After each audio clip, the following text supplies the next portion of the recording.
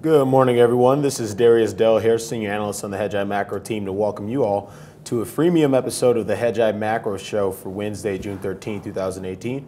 I'm joined in the studio today with Hedgeye CEO Keith McCullough. As always, if there are any questions, just pop into the chat stream. We'll try to get to as many as we can before the end of the show. With that, take it away, Keith. Thanks and good morning and welcome. And again, it's our idea to give you a freemium show because we want you to watch this instead of watching the alternative, which you watch on mute, which isn't all that fun. You don't watch movies on mute, do you? Again, let's get into it. What we do every morning here at Hedgeye is focus on the top 3 things in my notebook. And again, that's born out of our process, which is 40 people on the research team. Our process is quite unique, and it generates through predictive tracking algorithms both growth and inflation numbers that are well better than what you get from that old wall and again on TV. So again, at the end of the day, that's what we want to focus you on, is what's moving now and where, moreover, and most importantly, where it could go next. So first, this morning in the top 3 things, we're going to focus on the 10-year bond yield because we're talking about back-to-back inflation reports this week. And then secondly, going to talk about both China and emerging markets, which we remain bearish of. We're the first firm to go bearish on emerging markets at the beginning of the year. And then finally, going to talk about market volatility here in the U.S. or the lack thereof. First, on the 10-year yield. So again, this is really the subject of this morning's early look note. This isn't my first hour at work, by the way. The early look goes out at, I think, 7:30, fully loaded with my Canadian accent, and that's what it does. And the question this morning is, have rates peaked? Have interest rates peaked? In the face of accelerating inflation data, which was indeed our forecast, this morning you can see the PPI number, Producer Price Index, hits a new high. Look at that, Darius. It's got a 3 handle on it. 3.1%. And I don't know if we have yesterday's CPI. If we do, Josephine would just overly impress me as she always does, and she does. Look at that. 2.8. As you can see, 2.8 and 3.1. Just toggle back and forth. Even the colorblind person could see, because again, you could just have to look at the direction. They're at the highs, okay? That's a 75-month high for inflation. For those of you who can do that math, you go back to 2012, when the CRB index, or commodities in particular, that's what the CRB index is, 19 different commodities, hit all-time highs. So again, we're at a very high level of inflation in the U.S. In fact, we're calling this peak of the cycle. So again, in the coming months, there's probably 2 months left of this. Bond yields are going to have to reflect upon whether or not that's priced in. Is it priced in? Or does Johnny come lately? Steve Leishman come lately. This morning he's like, well, I guess the Fed's going to have to revise their forecast. And guess what? The Fed operates on a lag to lagging economic data after the folks, fine folks at Hedgeye front run them by at least 6 to 12 months. Okay, so again, this is the point. This is yesterday's news. This is why bond yields went from 2 to 3% on the 10-year, and this is moreover and most importantly why the 10-year yield is probably signaling a lower high here. Again, that's our proprietary calculation as well. We have not a lot of upside beyond like 301, 302 on the 10-year yield. And again, the high was like 312, call it intraday. So again, are the highs in? Has Mr. Market been pricing in higher inflation for the last 9 to 10 months? Guess what? The market front runs you all of the time, Mr. Consensus. So be careful. All of Wall Street is short of bonds. You can see that in net futures and options positioning. I think we have the CFTC report handy. There's over 250,000 contracts net short of 10-year bonds. Okay, that's massive. So everybody's leaning one way. They're all betting on inflation after it was reported. We too are long of inflation, but I'm probably going to be getting out of it anytime soon, maybe at 9:31 a.m. We'll have to see about that. Okay, so point number 2 this morning, which we already got you out of, thank God, in our process, who, again, God willing, we could execute the process every single day, 2 feet on the floor early in the morning. Chinese exposures and emerging market exposures. The only thing worse than being long those 2 things this year would be long being crypto. Bitcoin at 6,400. The amount of hate tweets I get on that, I mean, just deal with yourself. You're down 7, 8% from where you could have got plugged in it by CNBC in December. Oh my God, you'd have to be up almost 200% from there to get back to break even, mom and pop at home. Thanks for coming out, guys. At the end of the day, that was just a disaster. That's why they have, again, they have no credibility. 0. They chase things high, they freak out low. They'll probably be telling you to sell Bitcoin at 5,000. So at the end of the day, we're not talking about Bitcoin this morning. That's nonsensical. We're talking, and but there might be a day where I buy it because I believe in the blockchain technology, right? I mean, isn't that what you're supposed to say anytime you say something negative? No. It's just like any other commodity, Bitcoin. And by the way, emerging markets, which reflect on a potential peaking here of commodities, is another big problem. Chinese demand peaking on commodities is also a problem. And China, look at this chart. This is China. What if you're long of China in your pie chart? What if your registered investment advisor has you long some China? Well, that's not good. I mean, and this is a new low this morning. The Shanghai Composite Index, which of course CNBC wouldn't report, was down a full percent. On the other side of that, you had major issues in emerging market Asia. So again, when we talk about emerging market Asia, we're not just talking about Turkey, which is of course crashing again this morning. It's down 22% from where it was in January, where people on these TV channels were telling you to buy EM. By emerging markets. Philippines, which is emerging market Asian country, down 2.1% again this morning. Poland, EM Europe, emerging market Europe. That's part of the pie chart too. If you're long Europe, emerging markets, and European emerging markets, you got Poland in there. That is down 4% in the last month, down again this morning, leading European losers. So you do not want to be a loser. You know, I lose, I win, but I don't want to be a loser. You know, that'd be really tough. Really tough to sell my family on. I got 4 kids. You know, imagine waking up every day and it's like, Dad's a loser. At the end, no. He works on the old wall. What a loser. Anyway, no. That's not, fortunately, I don't make all that much compared to some of those guys, but I'm not a loser. Point number 3 this morning is volatility. Volatility is the VIX. So again, when you think about volatility, think about it in this terms. After the market doesn't have down days, you probably have less volatility, okay? 7 out of the last 8 days in the U.S. stock market, the market's been up. Okay, so what's happened is that volatility started to get pounded down. Most specifically in the Nasdaq, as opposed to the VIX, that's called the VIXN, or again VXN. That's testing new lows, signaling it's going to make lower lows. And moreover, the VIX on the front month is signaling again. We have a daily risk range product. Also in the early look, we put the VIX risk range. But again, in multiple products, we'll show you what we call the probable range of outcomes for prices, which include volatility. So again, we have the VIX going to 1072 on the low end. Top end of the range is like 15.5-ish. So again, that's the probable range of volatility, and the probable range I'll go through in the S&P 500 in a little bit reflects upon that as well. The S&P 500 doesn't look like the Russell and the Nasdaq, which both made all-time closing highs yesterday, because the S&P 500 isn't the Russell and the Nasdaq. The S&P 500 has what? International baggage, EM baggage, Chinese baggage, European and Polish baggage. Yeah, that's what it has. 40% of earnings in the S&P 500 are affected by a strong dollar too, and we were bullish of dollars. Did I mention that? I did not, but I am mentioning it again. We went bullish on the dollar in April. So again, watch out for volatility. That'll get you every time. Please don't buy stocks at the top end of the range, and certainly don't short volatility at the low end of the range. We want you to be doing the opposite of that. That's the Hedgeye process too. All right, that's it. That's the top 3 things. Is that enough? Should we tune out? Are people tuned out? No, maybe. Not at all. All right. Getting tuned in. Let's give them a little, well, it's free. I mean, you have to actually pay for CNBC through cable. Imagine you had to pay for Fox Business. Oh my God. I mean, anyway, I used to be on that channel, and you can understand why they don't want me back. Anyway, S&P 500. We wrote a short report, by the way, on Wisdom Tree, which is Maria Bartiromo's husband's company, if you cared for the real reason. 2732, moving along, is the S&P 500's low end of the risk range. Okay, so we look at this every single day. This is measured and mapped and written down in my notebook. Been doing this for 20 years, every single day. So 2809 is the top end of your range. So you have minus 1.9% downside from yesterday's close versus plus 0.8% on the ups. So you have more downside than you have upside. You're making, in the S&P 500, you're making a lower high is what we are currently, our call changes every day. We don't come up January the 1st and say, at the end of the year, the S&P 500 is going to trade at 15 times earnings, and my target is 2,800. Big round number. No. The real buy-siders don't do that. Only people on TV do. Old wall TV. But again, I've ranted a little bit about them. 2732 to 2809. So at the top end of the range, you sell some of your longs. And at the low end of the range, you buy some of your favorite longs. The favorite long exposures that we currently have are XLE, Energy, XLY, Consumer Discretionary, and XLK. Okay, it's been a wonderful year. Because as you can see on the bongo board, the returns of those sectors are awesome, okay?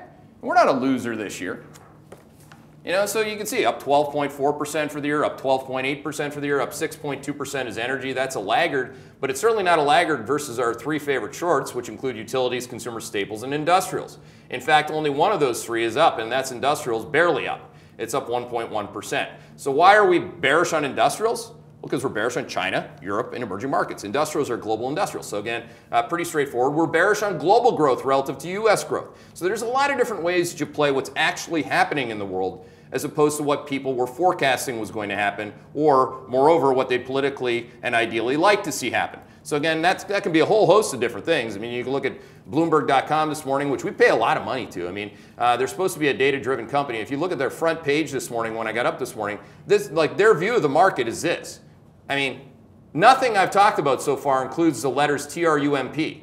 This is all about the Trumpster, okay? It's always Trump. It's never about Poland. Why would it be about emerging markets or oil, God forbid? I mean, so again, at the end of the day, let them do that. That's called macro tourism, and it is alive and well. You want people to be doing that because markets are bid-ask spreads. You want to have a good process, and you want them to be gainfully employed doing more and more of that. What else is going on? At the end of the day, just to hit on what's happened around the world, I already hit on China. Japan, actually interesting setup here. Japan, stock market is now testing overbought. So this is an immediate term trade overbought signal in the Nikkei. That is running in conjunction with what?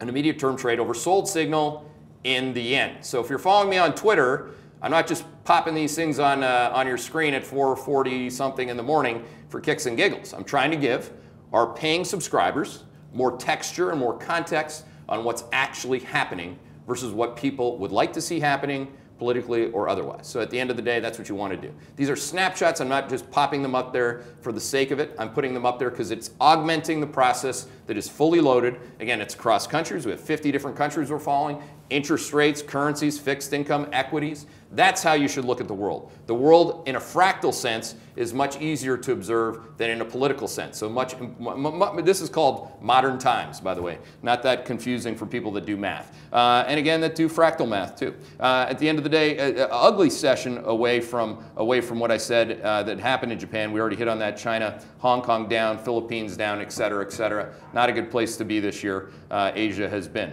And then looking at Europe more broadly, you can see that we're in this lower high zone. So you get Italian stocks are up this morning a little bit. I think they're up, at least when I wrote it down in my notebook, they were down, or they were up rather, 60 basis points.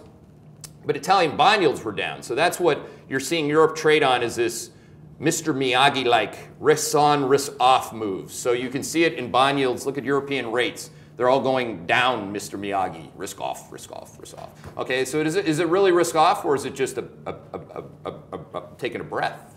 Down 7 basis points. Maybe I should take a breath. Do you mind?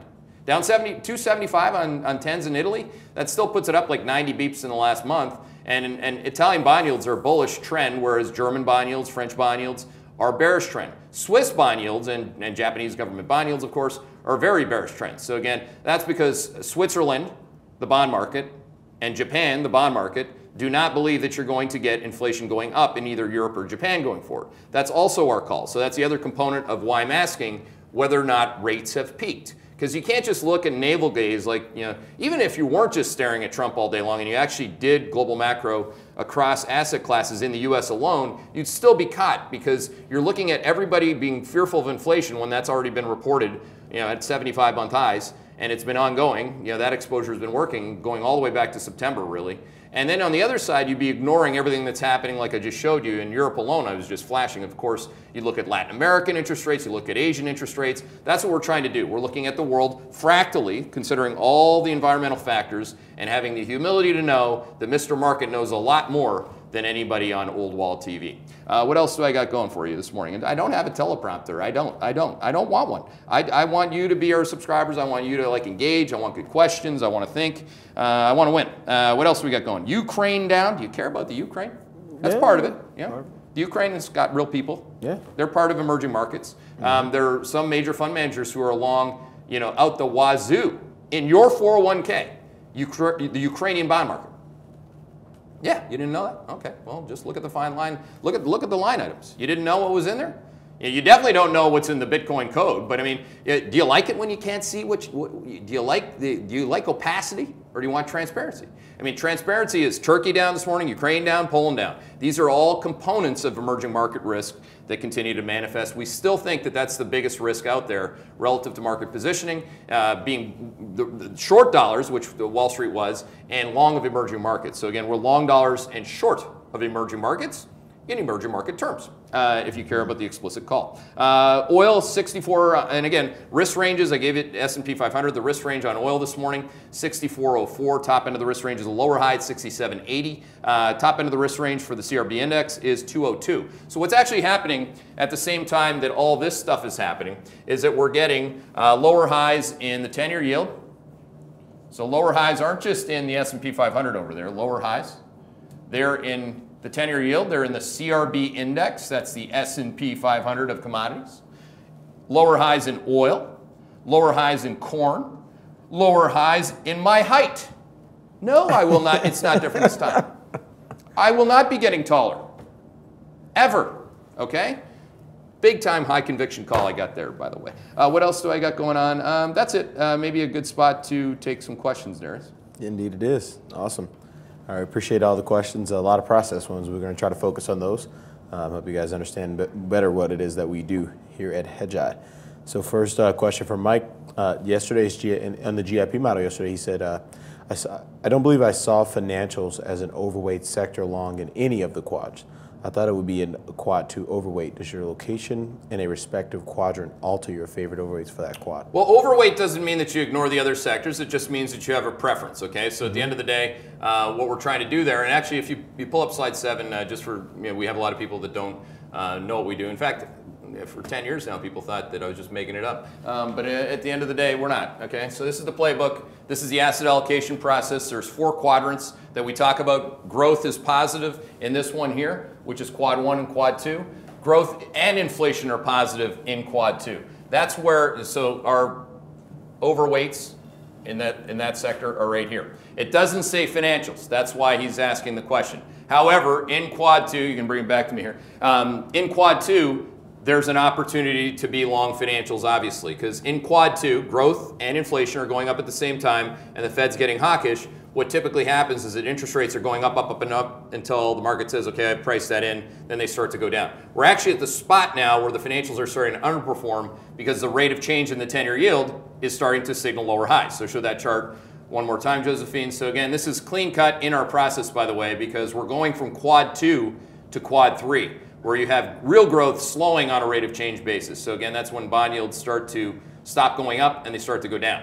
If that looks complicated, it should. I certainly hope that people that you pay, most importantly, and listen to by virtue of paying them, actually have a process that they can explain. We can explain this obviously in its entirety, and all of our clients and subscribers understand it. But again, this is what we call our 4-quadrant model, just so that you know that we're updating that dynamically with every single data point that is released economically. So again, that's what we do. We're completely data dependent. We're the only firm we could find that's not running big money like something like Bridgewater that has their own, but they're not publishing these forecasts to you daily. And we're also doing it dynamic every single day within the day, so institutional clients can get those nowcasts on a real-time basis.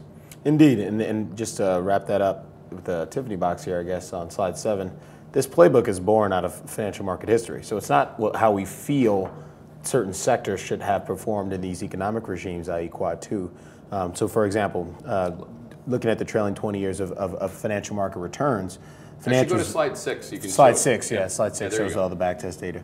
So we backtest every relevant factor exposure relative to each of those quadrants, each of those economic regimes, to identify which securities, asset classes, and factor exposures have the best probability of outperforming certain markets and underperforming certain markets, so that we can create a long-short playbook to take advantage of from a tactical asset allocation perspective.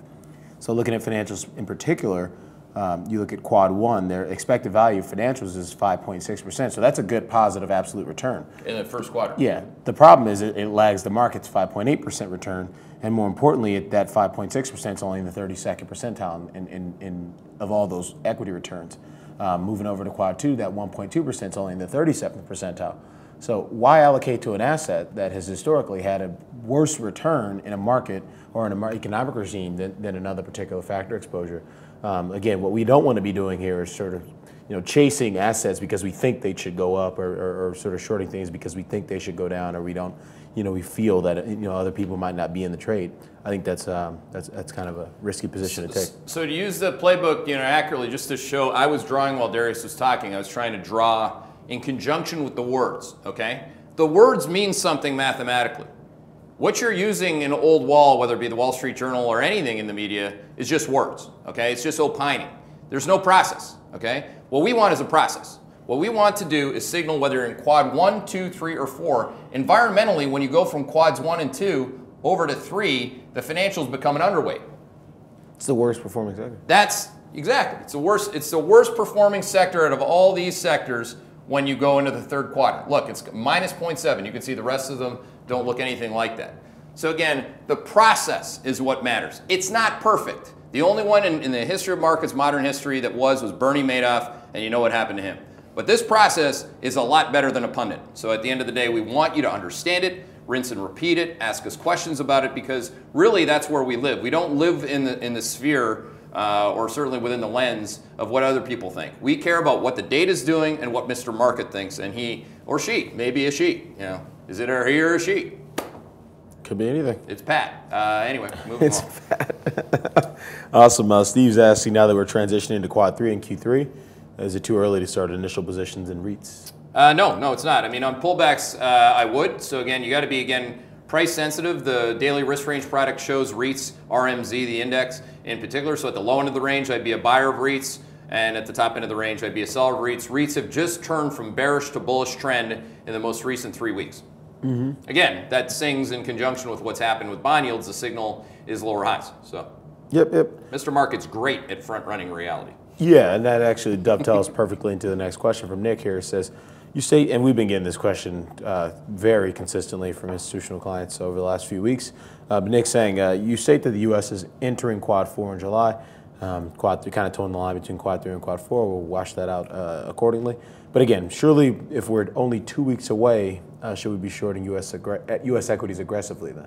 Well, nothing's surely, Nick. I mean, I hope you have the humility to know that nothing is perfect. So again, we spent a lot of time this morning, in particular in the last 5 to 10 minutes, talking about the fundamental research process. Where is the rate of change in growth and inflation going? And what you're asking a question is about when we're going to be in the fourth quadrant, which is in the fourth quarter.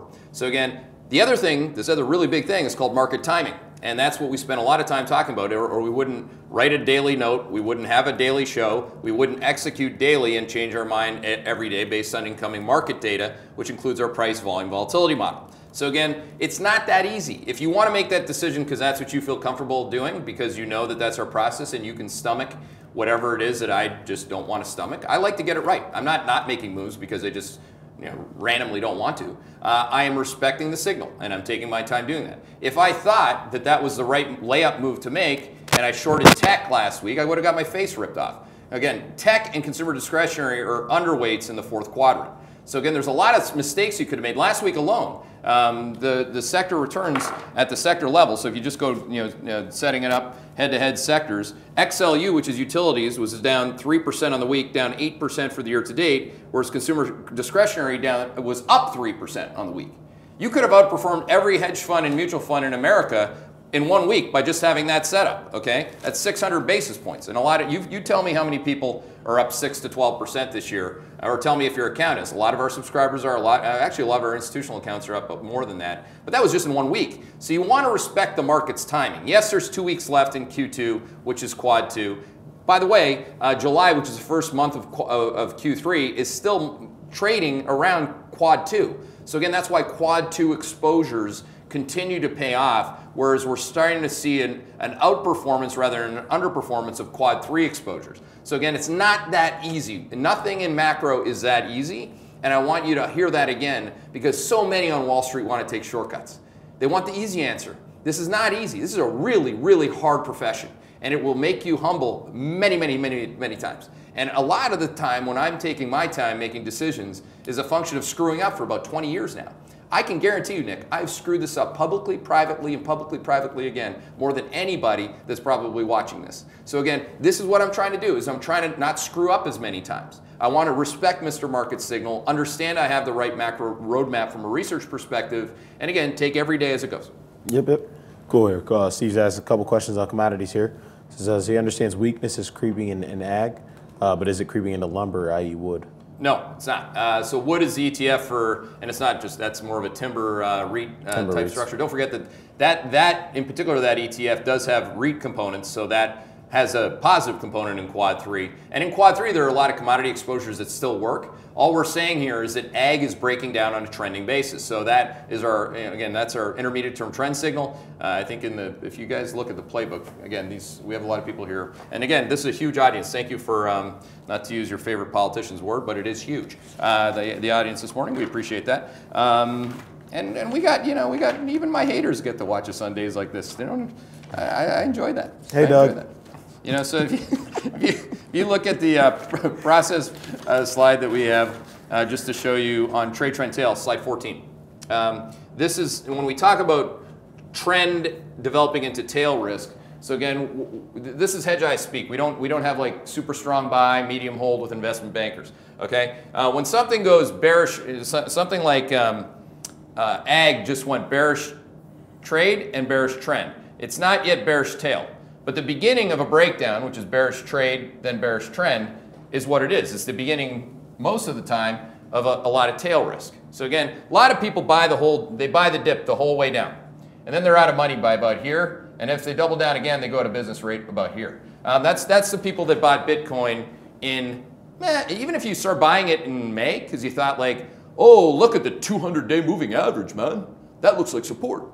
You could have bought it at 9,000, which was the 200-day moving monkey for Bitcoin, and you would have already lost 30% of your money. Okay, so be very careful. We do not use moving monkeys. We use them to our advantage, just like going to the zoo. My kids love watching monkeys. I love watching monkeys. It's entertaining. I just don't want to be the monkey. No, don't be the monkey. Awesome. John's asking, and this sort of combined these two questions. Says, will you continue to hold corn in ETF Pro, and is it possible to build a product that is more responsive to these market changes? No. Who's that? John. John, quickly. The ETF Pro product is unbelievably low price, and it's a monthly product. If you want to get the daily update, you just have to pay for the macro show. We're not going to have two products. We're not going to give you like ETF Pro for $30 a month and give you the entire process that people pay us $100,000 to $500,000 a year for. That's crazy. I want to make money. I'm a capitalist. I'm not an idiot. I want you to understand that the tools that we provide, we have multiple products that are basically the summary of our process.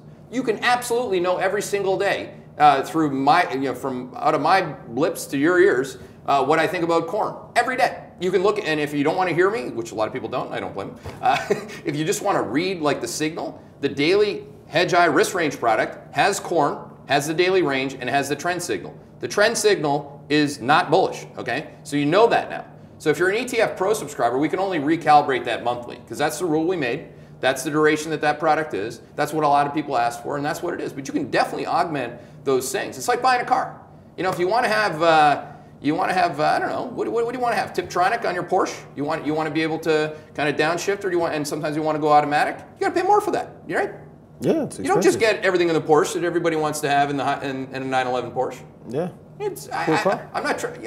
I hope you can appreciate that we want to get paid. We want to help you get paid, but you got to pay something for it.